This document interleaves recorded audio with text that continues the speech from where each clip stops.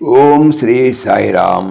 1969 సంవత్సరం జూన్ నెల సనాతన సారథిలో బొంబాయి వారి నవకాల దినపత్రిక నుండి వ్రాసినటువంటి వ్యాసము బాబా మహిమల్లోని కొంత భాగం తెలుసుకుందాం. సాయిరామ్. నేను వస్తువులను ప్రసాదించున్నది వాటిని అందుకున్న వాని యొక్క ఐశ్వర్యమును అభివృద్ధి చేయటం కొరకు కాదు, వానిని భగవద్భక్తి మార్గంలోని తిప్పటి కొరకు మాత్రమేను. ఒక రోగి నా వద్దకు వస్తాడు, అతనికి నేను విభూతి లేక ఏదైనా ప్రసాదం అందించేదను. అప్పుడు ఆ నిదర్శనమును చూచి అతని అంతఃకరణము దైవశక్తిని గమనించును. అతనికి ఈ మనశ్శాంతి లభించి తద్వారా మేలు కలుగును. వాని రోగమును నయము చేసినది నేను కాదు, భగవత్ చింతన వలన లభించిన మనశ్శాంతియే దాన్ని నయము చేసినది. అతనికి ప్రసాదమును ఇవ్వని ఎడల మనశ్శాంతి ఇంకను క్షీణించును కనుక నేను వస్తువులను అనుగ్రహించేదను. నేను నా భక్తులను మాత్రమే వస్తువులు ఇస్తానని కాదు, భగవాన్ మార్గంలోనికి ఆత్మని త్రిప్పుటకు అవసరమైనప్పుడల్లా వస్తువులను ప్రసాదించేదను. ఈ మనశ్శాంతి ఎక్కడి నుండి వచ్చును? అది వానిలోనే ఉన్నది, కానీ వానికి తెలియదు.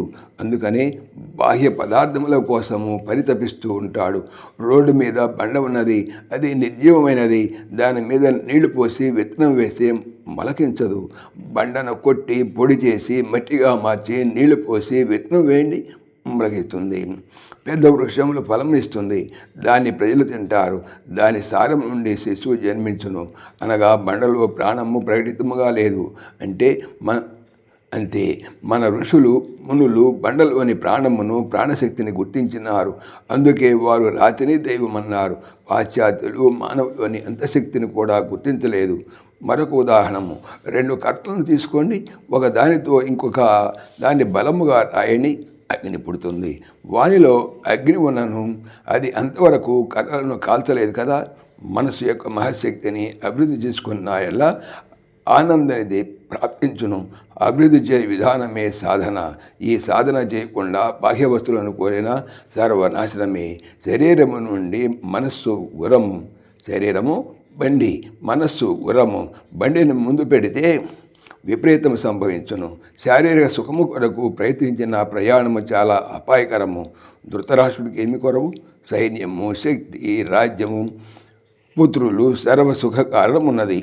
కానీ ఆత్మజ్ఞానాన్ని అనేటువంటి దృష్టి లేదు.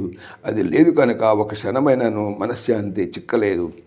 భారతదేశము బెదది, అమెరికా, రష్యా దేశములు ఐశ్వర్యవంతమని భావింతురు. ఇందువలన అసంఖ్యాకులైనటువంటి భారతీయుల లక్ష్యము అమెరికాపైనే ఉన్నది. అమెరికాలను అనుసరించిన సౌఖ్యము, ఔన్నత్యము ప్రాప్తించునని విశ్వసింతురు.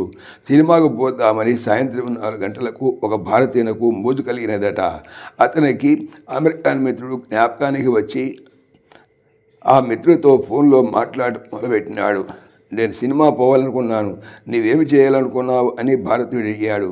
భారతదేశంలో సాయంత్రం 4 గంటలైనప్పుడు అమెరికాలో తెల్లవారుజాము 4 గంటలు అవుతుంది. ఈ సమయమా సినిమా? ఏమి నీకు పిచ్చా? ఇది గాఢముగా నిద్రించే సమయము. ఇంకా 4 గంటలైనా నేను హాయిగా నిద్రపోతానని అమెరికన్ మిత్రుడు సమాధానం ఇచ్చాడు. ఇది విన్న భారతీయుడు సినిమాకు పోవటం మాని వరుపు వేసుకుని గాఢముగా నిద్రించవాలని కష్టపడినాడు.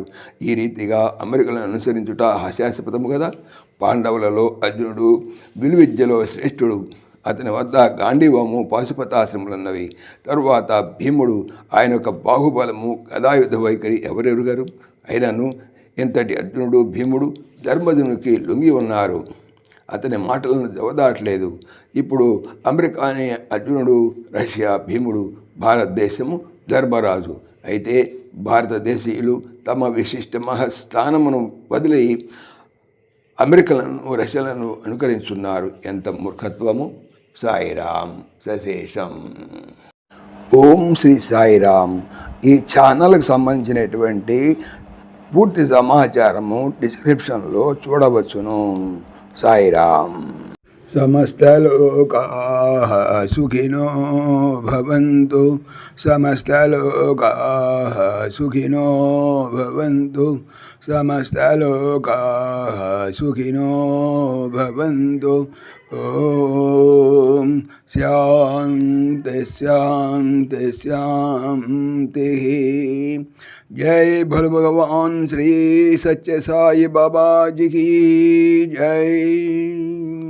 జై సాయిరామ్. జై జై సాయిరామ్. ఆత్మీయులకు మనవి, ఈ ఛానల్తో పాటుగా లెరన్ భగవద్గీత లైవ్ గీత అనేటువంటి మరొక భగవద్గీత ఛానల్ను నా చేత స్వామి చేయిస్తున్నారు. దీనికి సంబంధించిన లింక్ డిస్క్రిప్షన్లో చూడవచ్చును. సాయిరామ్.